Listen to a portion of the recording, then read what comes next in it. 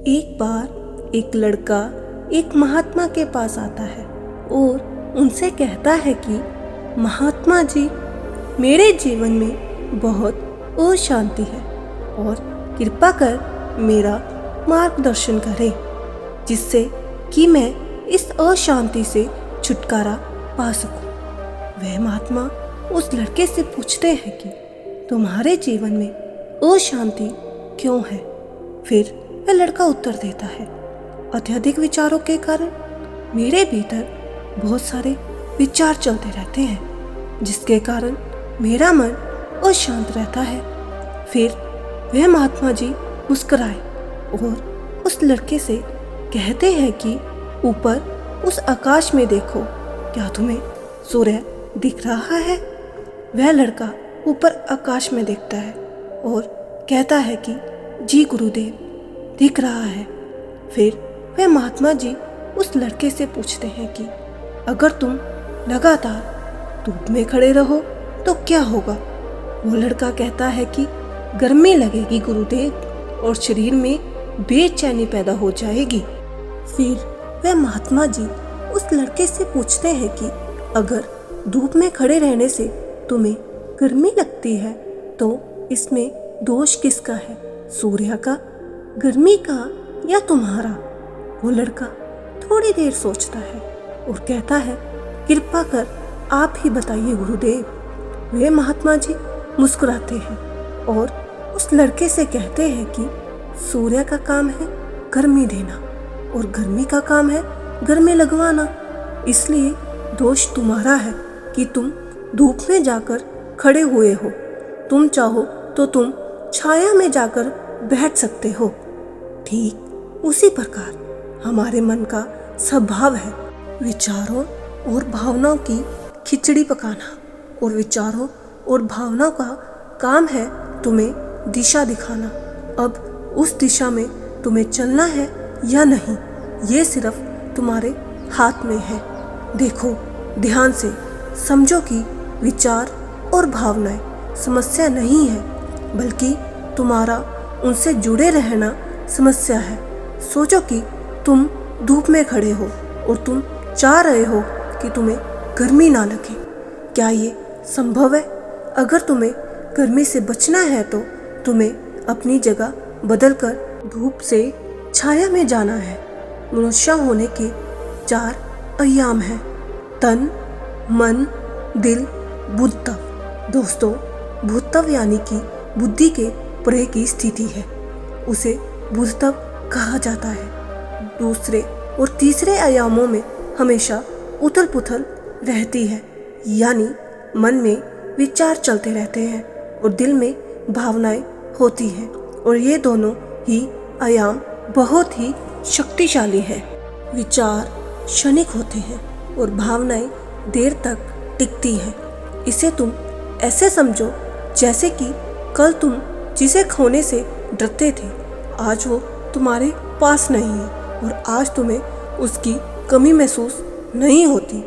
कुछ समय तक हुई थी लेकिन अब नहीं हो रही है, क्योंकि भावना को अलग होने में थोड़ा समय लगता है। विचार तुरंत बंद हो जाते हैं, जैसे अभी तुम कुछ और सोच रहे थे और थोड़ी देर बाद कुछ और सोचने लग जाओगे। इस भावनाओं के कारण ही तुम किसी से प्रेम हो जाता है और फिर वही प्रेम नफरत में बदल जाता है, मित्र ही शत्रु बन जाता है। उसके बाद वह लड़का उस महात्मा जी से कहता है कि फिर उपाय क्या है, अपने मन को शांत कैसे करें? फिर वह महात्मा जी उस लड़के से कहते हैं कि उपाय ये है, तन के आयाम पर काम करना है, और ये सबसे आसान तरीका है। शरीर के स्तर पर हमारी कर्म इंद्रियां हैं और ज्ञान इंद्रियां हैं। हमारी कर्म इंद्रियां कर्म से जुड़ी हुई है और हमारी ज्ञान इंद्रियां ज्ञान से जुड़ी हुई है। इसके प्रति हम अपनी संवेदनशीलता को बढ़ा सकते हैं, और इसका मतलब ये है कि हम जो भी कार्य करें उसे आनंद के साथ कैसे करें। जैसे अगर आप पानी पी रहे हो तो पूरी तरह से पानी ही पियो, यानी पानी पीने में अपना 100% दो। ऐसा करने से क्या होगा गुरुदेव? ऐसा करने से तुम मन और दिल के आयाम से हटकर शरीर के आयाम पर आ जाओगे। और ये बिल्कुल ऐसा है कि तुम धूप से हटकर छाव में आ जाओगे। मन और हृदय के आयाम पर अपना काम चल रहा है, लेकिन तुम्हारी जागरूकता तन पर आ गई है।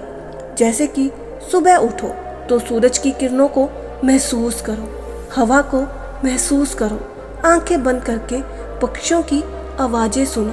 लगातार तन के आयाम पर काम करने से तुम एक दिन हैरान हो जाओगे कि तुम पक्षियों की आवाज़ों तो कानों से सुन रहे थे, लेकिन तुम्हारा चित्त शांत हो रहा है।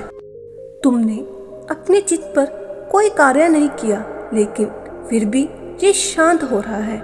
इसलिए पहला उपाय ये है कि हर कार्य को तन के आयाम पर जागरूकता के साथ करना है। और दूसरा उपाय, अपने भीतर के नाद यानी सुर को सुनो। फिर वह लड़का महात्मा जी से पूछता है कि गुरुदेव, अपने भीतर के सुर को कैसे सुने? फिर वह महात्मा जी उससे कहते हैं कि किसी शांत जगह पर जाओ जहाँ पर कोई शोर ना हो और अपनी आंखें बंद करो और अपने भीतर के सुर को सुनने का प्रयास करो।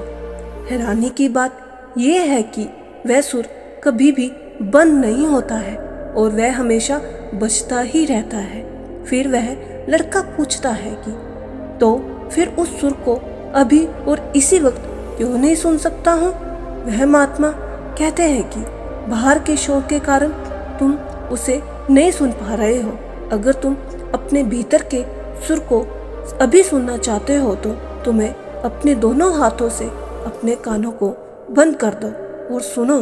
तुम देखोगे कि ये सुर बिना किसी यंत्र के बज रहा है और तुम इसे सुनोगे तो तुम अपने दिल और मन से दूर हो जाओगे और तुम्हारा चित्त शांत होने लगेगा। एक बात हमेशा याद रखना कि मन सबसे ज़्यादा सक्रिय तभी होता है जब इसे तुम्हारे द्वारा ऊर्जा मिलती है। अगर तुम अपनी ऊर्जा को, अपने तन को और अपने भीतर के सुर को सुनने पर लगाओगे तो तुम्हारा मन कैसे सक्रिय होगा। पर समस्या क्या है पता है तुम्हें? हम अपने विचारों और अपनी भावनाओं से लड़ते रहते हैं और इसी से ही अपनी ऊर्जा को खत्म कर देते हैं। फिर हमें हर बात की तरह हमें अशांति घेर लेती है। इसलिए अपने मन को शांत करने के लिए ये 2 काम करें। पहला, अपने मन के आयाम से हटकर तन के आयाम पर आ जाए और दूसरा उपाय है अपने भीतर के सुर को सुने। दोस्तों, वह लड़का तो उस महात्मा की बातों को समझ जाता है, लेकिन क्या आप समझ पाए? मिलते हैं अगली कहानी में।